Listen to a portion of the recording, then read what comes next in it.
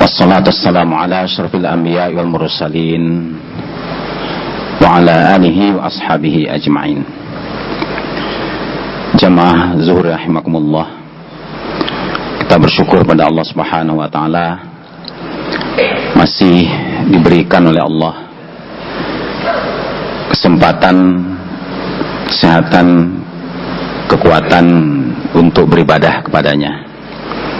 Mudah-mudahan ibadah kita pada siang hari ini diterima oleh Allah Subhanahu wa taala. Amin ya rabbal alamin. Selawat dan salam kita aturkan buat junjungan kita Nabi besar Muhammad sallallahu alaihi wasallam. Jamaah dirahmati oleh Allah, pada kesempatan kajian fikih muamalah pada siang hari ini kita akan bahas tentang tasamuh dalam muamalah. Kata-kata tasamuh dapat diartikan sebagai satu sifat toleransi, tenggang rasa, memberikan kelapangan dalam transaksi atau dalam bermuamalah. Kita sering mendengarkan istilah tasamuh ini dalam konteks fikih, karena di dalam menetapkan suatu ketentuan fikih, terkadang antara satu ulama mujtahid dengan ulama mujtahid lainnya berbeda. Mungkin karena perbedaan kapasitas keilmuannya, bisa juga berbeda karena situasi dan kondisinya. Karena ada satu kaidah dalam fikih, al-hukmu yaduru ma'ilati wujuda wa adama.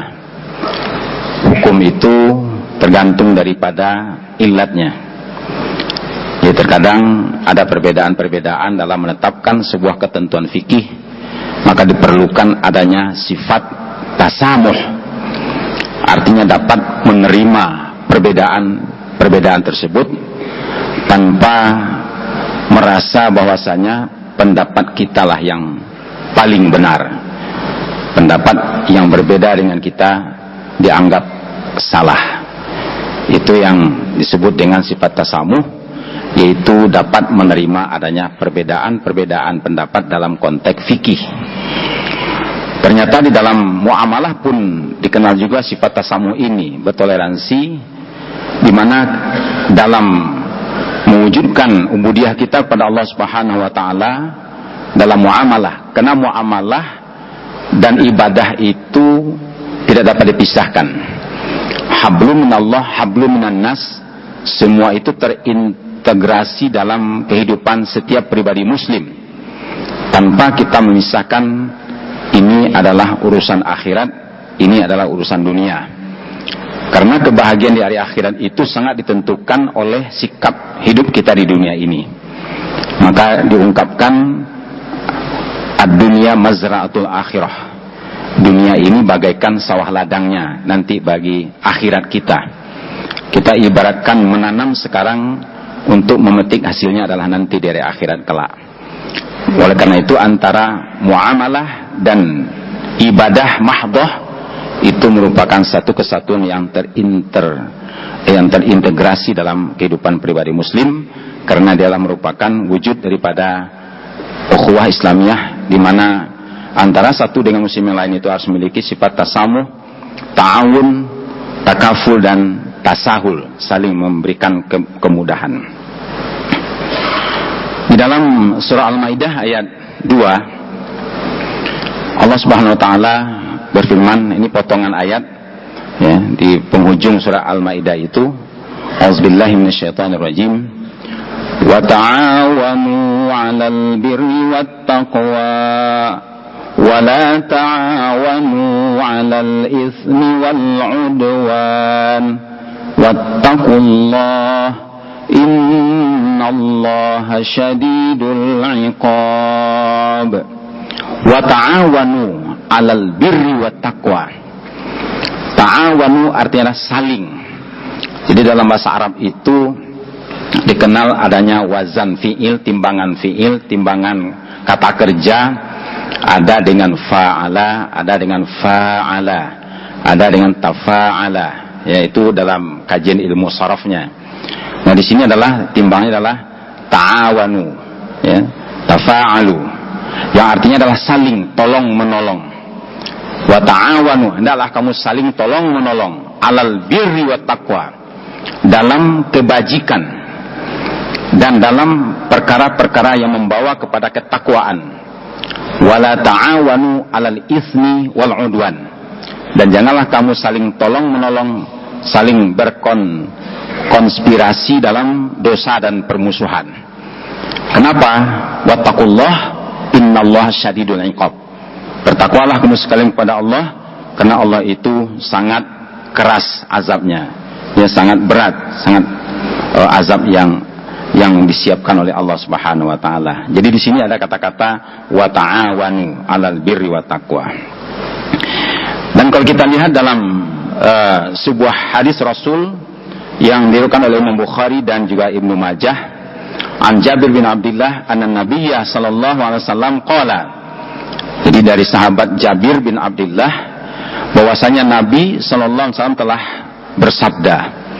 Kata beliau, rahimallahu 'abdan samhan idza ba'a, samhan idza ishtara, samhan idza qtada. Jadi dari Jabir bin Abdullah bahwasanya Nabi SAW bersabda, semoga Allah merahmati. Jadi kata-kata rahimallah itu ada mengandung makna doa. Semoga Allah merahmati abdan, seorang hamba, samhan idza ba'a, dia memberikan kemudahan, kelapangan, bertoleransi dalam ketika menjual, samhan idza ishtara, juga ketika membeli, dan samhan idza qada, juga ketika menuntut piutang. Ya, ketika ada orang berutang kepada kita, lalu kemudian di dalam kita menuntut hak kita itu juga harus ada toleransinya.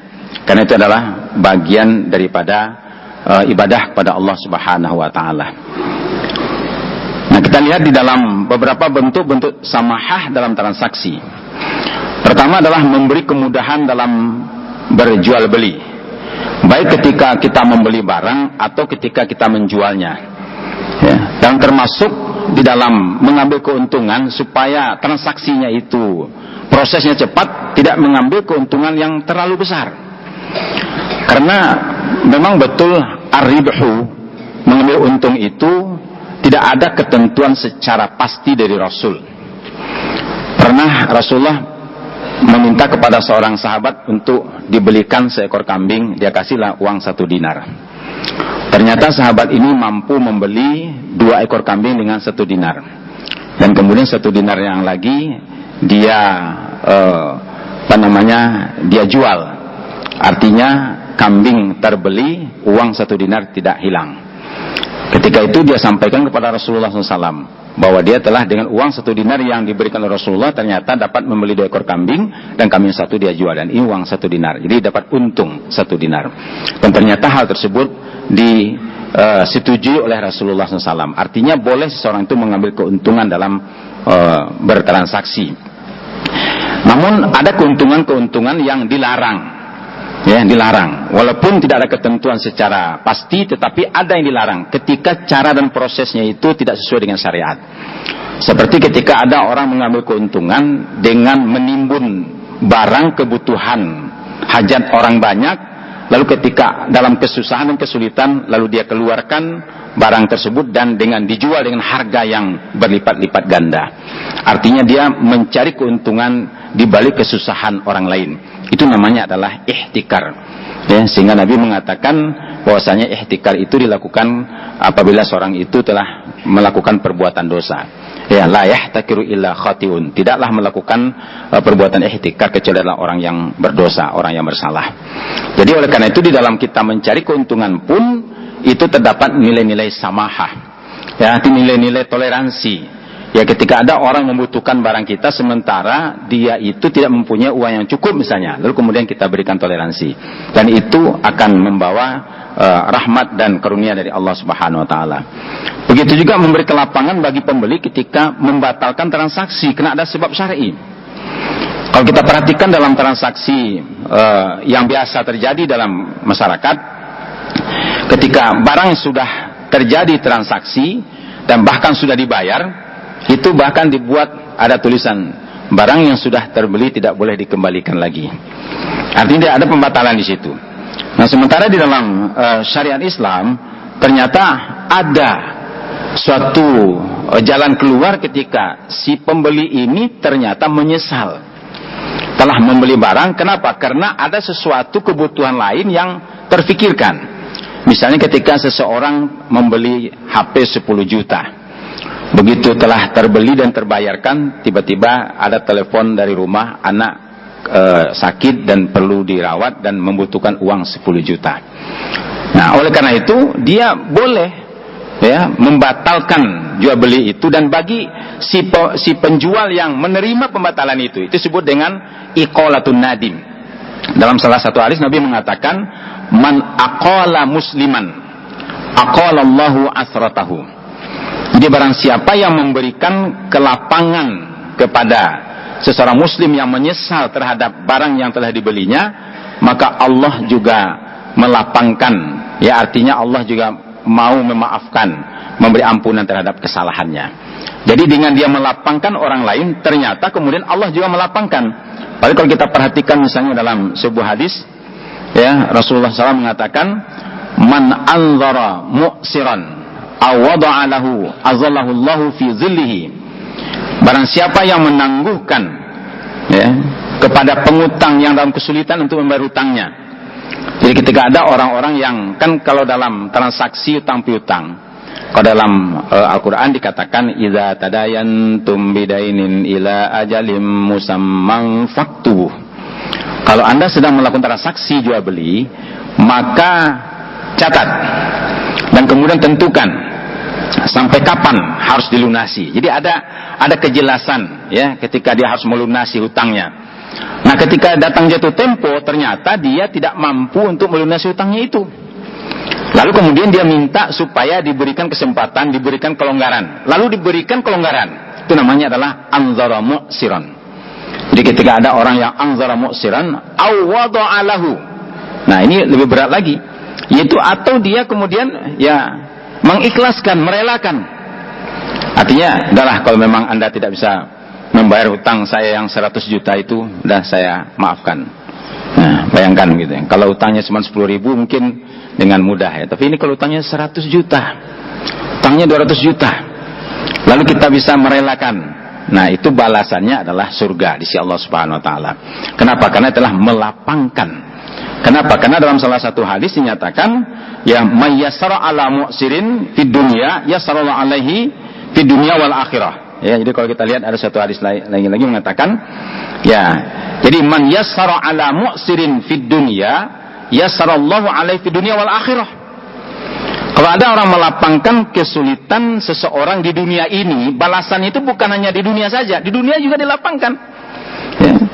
Karena berlaku sebuah ketentuan ya, apalagi kalau misalnya kita dalam perjalanan misalnya ya membawa mobil, ya ada hukum jalan raya kata orang yang suka membawa mobil. Ketika ada orang lain yang dalam kesulitan atau dalam kebutuhan, dia ingin buru-buru, lalu kemudian kita kasihkan dia jalan. Ya, satu saat kita juga dalam keadaan buru-buru, orang juga bisa ngasih kita jalan. Itu namanya hukum jalan raya.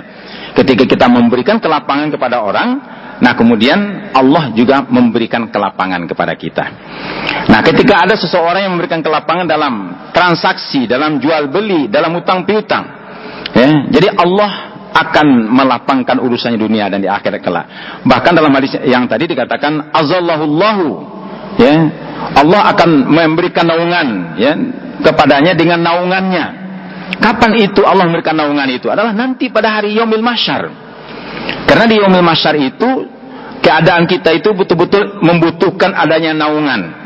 Dapat kita bayangkan orang berdiri di suatu padang yang sangat luas, mulai dari Nabi Adam alaihissalam sampai keturunannya yang terakhir, tanpa memakai atribut-atribut keduniawian. Artinya tidak ada lagi atribut keduniawian kan tercermin dari pakaian, ya, dari pangkat. Nah, itu tidak ada lagi. Jadi nanti di hari akhirat itu di yaumil mahsyar orang itu berkumpul di suatu tempat, maka disebut dengan mahsyar, arti tempat berkumpul itu dalam keadaan telanjang bulat. Ya, jadi tidak memakai apa-apa sehingga hilang kesombongan. Orang itu kan timbul kesombongannya kan karena pakaian yang dipakainya, bisa menimbulkan kesombongan. Oleh karena itu pada saat itu perlu adanya naungan. Adanya naungan yang melindungi dari panas teriknya matahari yang sangat luar biasa. Nah, salah satu di antaranya adalah orang yang melapangkan kesulitan orang yang berhutang kepadanya, lalu dia lapangkan atau dia maafkan. Walaupun kita lihat juga dalam hadis yang lain disebutkan malah ada rinciannya. Sab'atun yuzilluhumullah yauma la zilla illa zilluh. Ada 7 kelompok yang akan mendapatkan naungan Allah yang dinaungi arasnya pada saat di mana tidak ada pelindung pada hari itu. Disebut dengan 7. Ya, secara ringkas mungkin untuk mengingatkan kita kembali, mungkin sudah pernah kita dengar. Yang pertama adalah imamun adilun, seorang imam, seorang pemimpin yang dapat menerapkan keadilan. Jadi tidak ada diskriminasi dalam hukum. Ya, kalau si fulan ini yang bersalah, hukumannya berat. Tapi kalau si fulan ini yang bersalah, dengan kesalahan yang sama, hukumnya ringan. Nah, tidak ada tebang pilih seperti itu, maka dia akan mendapatkan naungan Allah pada hari, tidak ada naungan pada hari itu. Kalau dia dapat menerapkan keadilan, imamun adilun. Kemudian yang kedua kata Rasulullah, syabun nasya'a fi ibadatillah. Anak muda, syab itu anak muda yang belum menikah, ya, yang belum berkeluarga, tetapi dia mampu menahan gejolak, ya, emosinya, gejolak birahinya, sehingga dia beribadah kepada Allah Subhanahu wa taala. Maka anak muda ini akan mendapatkan naungan nanti di hari akhirat karena perjuangannya mengalahkan dorongan hasrat kepemudaannya itu. Nah, kemudian ada juga rajulun qalbuhu mu'allaqatun bil masajid. Seseorang yang hatinya sudah terpaut ke masjid. Terpaut ke masjid maksudnya adalah dia itu setiap ada kesempatan untuk beribadah kepada Allah Subhanahu wa taala, datang waktu sholat, maka yang terfikirkan oleh dia adalah bagaimana untuk sholat di masjid. Timbul kecintaannya, ya, untuk tinggal di masjid, untuk melakukan i'tikaf di masjid dan melaksanakan ibadah kepada Allah. Cinta masjid. Kalau ada sumbangan yang ditujukan kepadanya untuk pembangunan masjid, tidak sedikit pun ada penolakan pada dirinya, karena dia cinta kepada rumah Allah. Karena masjid adalah baitun min buyutillahi fil ard, rumah di antara rumah Allah yang ada di muka bumi ini. Orang yang cinta kepada masjid. Jadi kemudian yang berikutnya adalah rajulani tahabba fillah, 2 orang yang bersahabat karena Allah. Jadi persahabatan itu dibangun atas dasar karena Allah, bukan karena kepentingan-kepentingan ekonomi, kepentingan-kepentingan politik, ataupun juga karena adanya kesamaan-kesamaan dalam profesi, ataupun kesamaan-kesamaan selera, ya, di dalam pekerjaan-pekerjaan tertentu, maka kemudian timbul rasa persaudaraan. Bukan itu. Tetapi persaudaraan dilandasi karena Allah. Jadi mengharapkan ridho dari Allah Subhanahu wa taala, sehingga yang terjadi adalah saling tolong-menolong, bantu-membantu dalam beribadah kepada Allah Subhanahu wa taala. Makanya kita perlu ada sahabat yang betul-betul kita mencintainya karena Allah, untuk mendapatkan kesempatan mendapatkan naungan Allah nanti pada hari akhirat nanti. Nah, kemudian ada juga rajulun zakarallah fi khalwatin fafadun ainah. Jadi kalau ada seseorang dalam keadaan kesendiriannya, lalu kemudian dia berzikir, bermunajat pada Allah Subhanahu wa taala, lalu kemudian mengalirlah air matanya karena merasakan betapa ibadahnya masih kurang. Dia merasakan betapa dosanya masih banyak. Ya, jadi dia menangis di hadapan Allah. Maka orang ini juga akan mendapatkan naungan nanti pada hari akhirat, di mana tidak ada naungan pada hari itu. Dan kemudian yang berikutnya adalah yaitu seseorang yang didatangi oleh seorang wanita cantik, terhormat. Nah, karena disebutnya adalah rajulun da'athu imra'atun zata mansabin wa jamalin.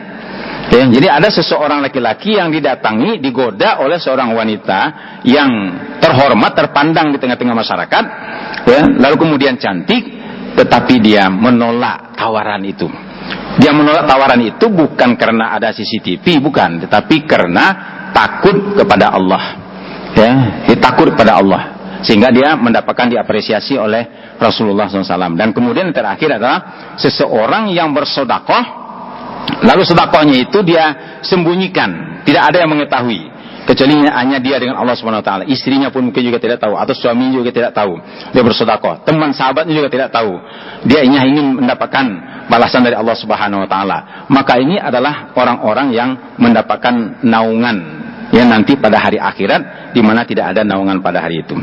Nah, kembali kita lanjutkan.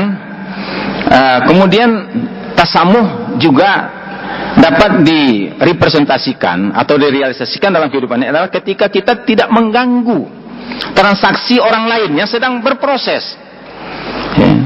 Kadang-kadang ketika kita menginginkan sesuatu benda, ya, sesuatu barang, lalu sementara sudah terjadi proses transaksi antara si pemilik barang dengan orang lain.